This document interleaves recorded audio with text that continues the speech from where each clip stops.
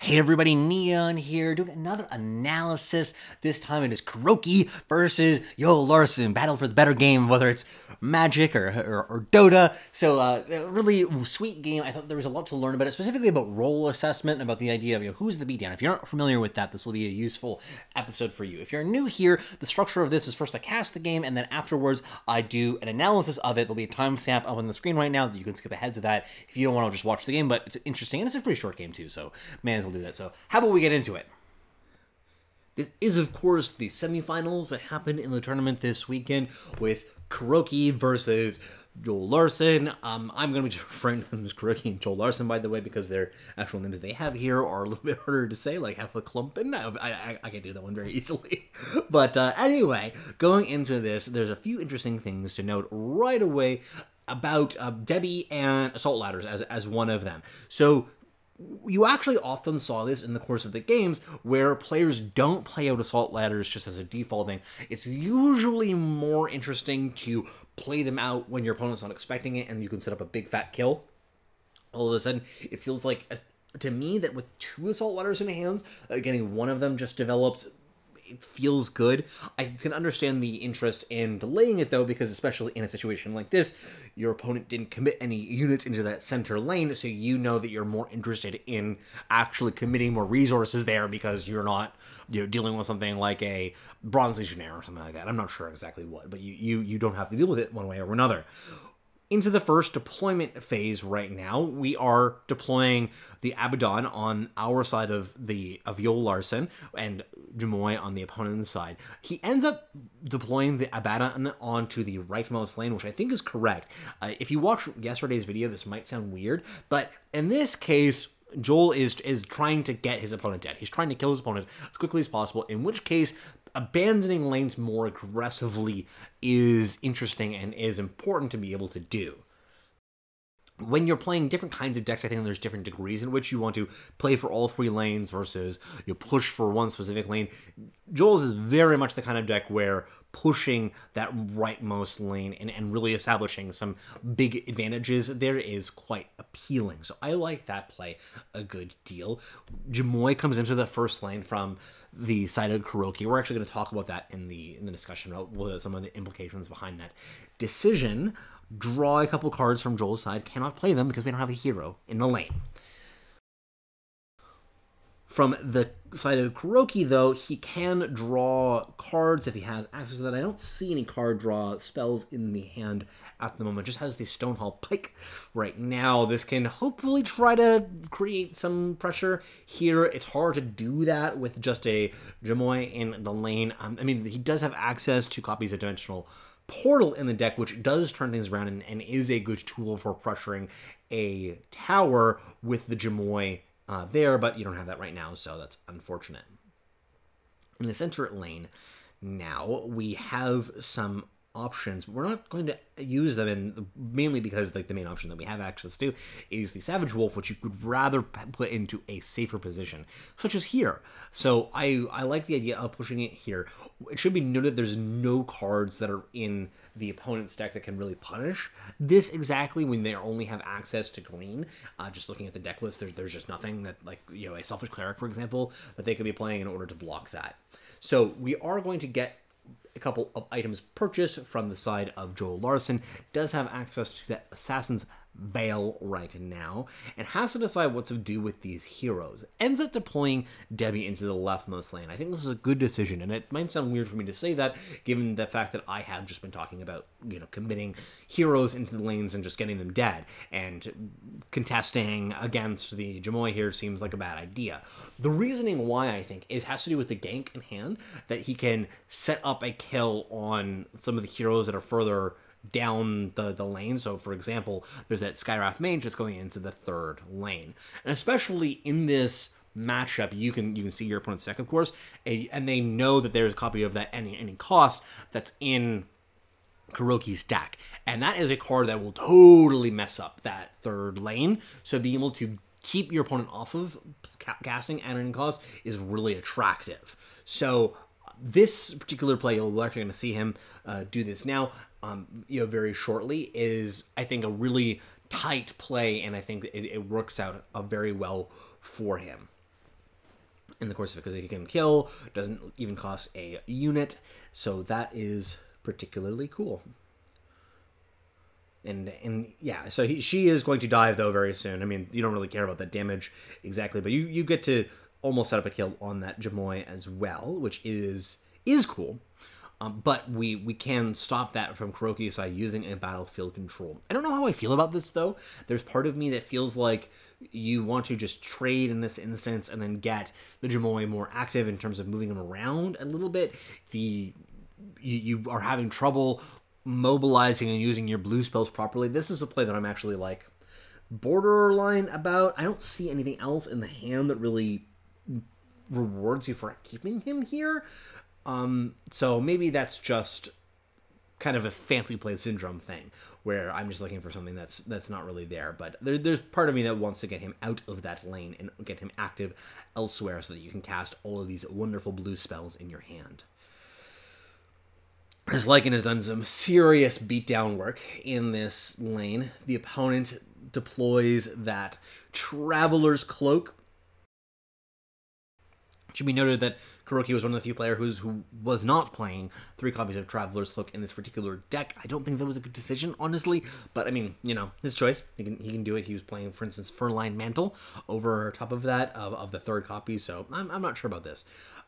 The decision right here is about what's going to be happening with, for instance, playing a Savage Wolf versus playing a Cleric out, which is, I think, an interesting tension because of having that Stone Hall Elite in hand. There's a question now about whether or not KuroKy shall play this out. Decides not to, and we'll talk about that also at the end about what's going on in this decision. And I think that KuroKy made a mistake, and we'll see why later. Get a bunch of damage in, get a lot of damage in here too. Holy jeez, you kill towers fast with Sorlakan. That is a lesson that I learned again and again in the course of this top 8. She kills people fast.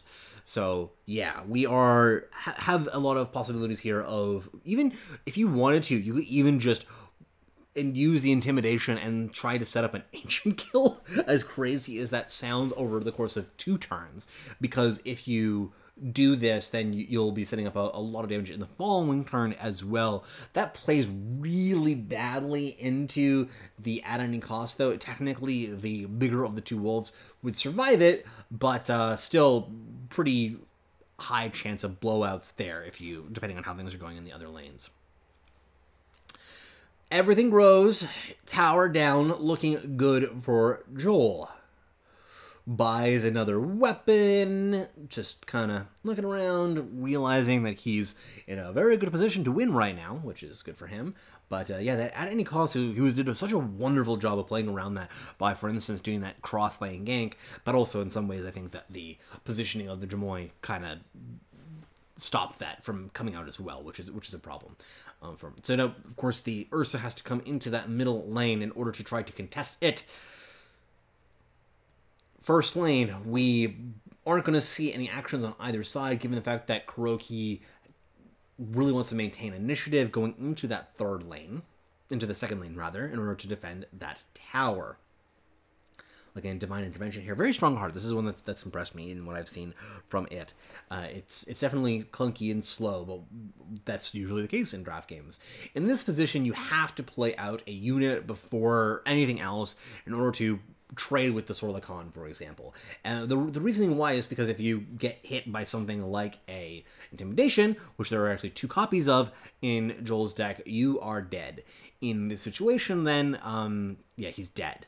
So, unfortunately for KuroKy, this was the first of the 2 losses that led to him being kicked out of the tournament by Joel, but good for Joel, of course, though, of identifying how things were supposed to work in this matchup and get that lethal damage in and pushing for tower damage while the opponent was not really able to utilize their cards effectively. So I think that was a really well-played game by Joel. So with that, though, we're going to take a moment to look at the deck list, because I think there's some interesting stuff going on there.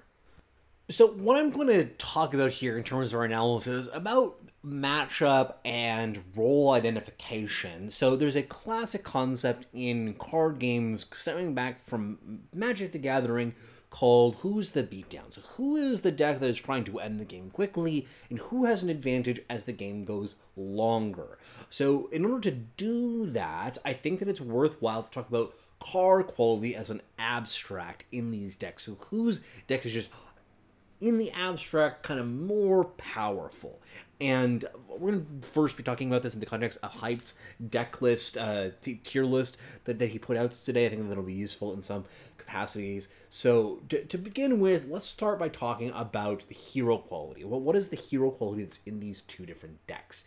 The first one for KuroKy's deck, there are 3 B heroes and 2 C heroes.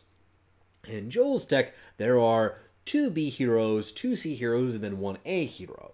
So comparing it, it means that if you just were to take these grades in some sort of abstract sense, that Lycan is the really only difference because it's an A hero and the rest are not. Now, I know that not all A's are necessarily the same, not all B's are necessarily the same, but let's just say that from this that Joel does have an advantage from hero quality, but not an insane one. Let's move on now to talk about the deck composition and the grades of the total cards in each of these decks, about what's there in terms of card quality. For KuroKy's deck, we have 2 S cards, 9 A cards, 9 B cards, 4 C cards, and 1 D card. On Joel's side, we have 0 S cards, 6 A cards, 17 Bs, 1 C, 0 Ds. I think that it's worth emphasizing these high grades are really kind of distorting in some respects. So, like, for instance, the effect that something like Annihilation or Adding Cost or Mists of Avernus has in the game is just so overpowered compared to what other things do, because if it shows up in a given time frame, the game just warps around it and changes entirely. That's how impactful these cards are. So having access to those set S cards, like, really matters. And then also, if you go through the list of the cards that are there that are just to give you a sense of how different these card qualities are in these two decks in terms of overall abstract power level, I'm going to read off a list of the cards that are in KuroKy's deck that are better than anything in Joel's deck according to Hype's tier list. Mists of Avernus, Emissary of the Quorum, Stonehall Elite, there's 2 copies of that, At Any Cost, Aghanim Sanctum, 2 copies of Dimensional Portal, and 2 copies of Bronze Legionnaire. Like, that's kind of absurd in terms of how powerful the top end of this is. And just to emphasize this point a little bit further, let's just take a look at the curves that are being shown here for these 2 decks. And you see that the curve for Joel is really pushed low, and there's a lot more in the higher end for KuroKy. This all indicates that Joel is the beatdown deck in this matchup. Now, this might seem like an obvious thing to say given the fact that he's playing an aggro deck, but I'm just kind of like emphasizing how much role identification is important here and what that means, how you're supposed to be playing the game. And because I think that there's actually a really big difference in how these 2 players approach playing the game, where Joel identifies immediately that he wants to push and end the game as quickly as humanly possible before his opponent's card quality comes online, before their higher curve comes online, and then KuroKy doesn't quite get it as much from what I saw in the course of the game. He was taking a little bit more, free lines as if he had a lot of time to spare, when he really, all he needs to do is to survive into the late game, and his deck will do the work for him. So with that, let's transition into talking about some of these given moments in the game where you saw one player or the other either play for their position, play for this role, like idea in mind, or ignoring doing so. So we're at the hero deployment phase at the beginning of the 2nd turn, and we're actually going to talk about this one from the perspective of KuroKy, because we already discussed a little bit in the course of the regular game of what's going on from Yoel's side, and it should be pretty obvious if you're just watching through this and you heard what I just said before about being the beatdown. So where is the Jamoy supposed to go? In the first lane, it's good to have blue heroes in the first lane because they have a lot of cross-lane effects. You can, for instance, play out Aghanim Sanctum, you can play out Foresight in that lane, and that's a good use of your mana. In addition, by placing Yumoi in the first lane, you decrease the chances of one of the creeps landing in front of the Ursa, so that's appealing as well, and you have access to redirection effects too to try and save the Ursa. But all those things considered, I don't think are that important, given the fact that you're the control deck. You're trying to just slow the game down, get to your late game, because you're going to win if you get to the late game. And in that logic, I feel that Yumoi is much better in the third lane, trying to contest that Sorla-Khan. We're actually going to skip ahead to the third lane and just take a look at it right here, and you'll see that Sorla-Khan is at 4 health. In this case, had Yumoi landed in front of her and then you played the Tower Barrage, you would have been able to kill her. You're feeding some gold in doing this, like, I mean, yeah, I understand that there's some problems with that, but I really feel like KuroKy should just be trading, and that's the best way to actually just win the game, even if it means giving up some gold. Now, the next play I want to highlight is actually just on the very next turn, so this is a kind of a subtle one. It has to do with whether you're putting Debbie in the left lane or Sorla-Khan in the left lane, or like vice versa in terms of the center lane. And I think that the decision to go with Sorla in the center and Debbie in the left has to do with this, once again, the aggro decision. If you're playing for all of the lanes and you're trying to just establish dominance, I think that playing the larger unit, the healthier unit, into the leftmost lane makes the most sense. You want to like even out your spread throughout it, but he is focused on trying to end the game as quickly as possible and focuses all of the attention on that center lane to push that one down, even though it means that the Debbie is very likely to die in this exchange, when the Sorla could have done this just as well and is much less likely to die. So the final one of these moments I want to talk about in terms of role assessment and how you play around that is in the center lane here, about the decision about whether or not to play the Stonehall Elite in front of the Selfish Cleric. Stonehall Elite is a better unit than Selfish Cleric in an abstract sense. They're both 4-drops too, so in some respects they're really comparable, and there's a lot of reasons why you should be saying like, hey, I want to get up a better trade, I want to play for value, but you don't have that luxury in this kind of a matchup, in this kind of a deck. You should be playing that out there, trading with the Cleric, be a little bit unhappy about it, but understand the fact that you're saving yourself a ton of damage right now, especially given the fact there's an Assault Ladders there too. That's 6 damage that you took right now, and then having that Cleric in the lane will ultimately like add to more damage that's happening down the line. I think that play, had KuroKy done, there was a chance of getting back into this, but that was a really, I think, problematic play. But that'll do it for today. Thank you so much for joining me. It's been a lot of fun doing this.